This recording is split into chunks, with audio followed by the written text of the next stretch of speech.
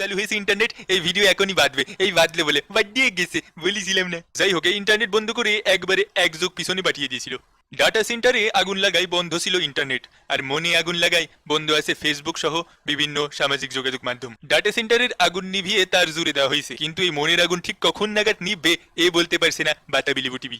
সরকারের বেঁধে দেওয়া নিয়ম নীতি ও আইন না পালন করলে এ দেশে চলতে দেওয়া হবে না ফেসবুক, বলেছেন ঝলক। এ কথা শুনে বিশ্বের 204টি দেশ তাদের নিয়ম নীতি পাঠিয়ে দিয়েছে ফেসবুকের কাছে। এখন থেকে 204 স্টাইলে চলবে ফেসবুক। এদিকে মনির আগুন নিভিয়ে সামাজিক যোগাযোগ মাধ্যম চালু করতে সরকারের প্রতি আহ্বান জানিয়েছেন মির্জাপুর শাহ। প্রয়োজনে ফায়ার সার্ভিস পাঠানো হবে বলে তিনি জানিয়েছেন। এদিকে কোটা আন্দোলনকে ঘিরে দেশের কোথাও কোনো সহিংসতা হয়নি বলে জানিয়েছেন আখমা ভক্সদ।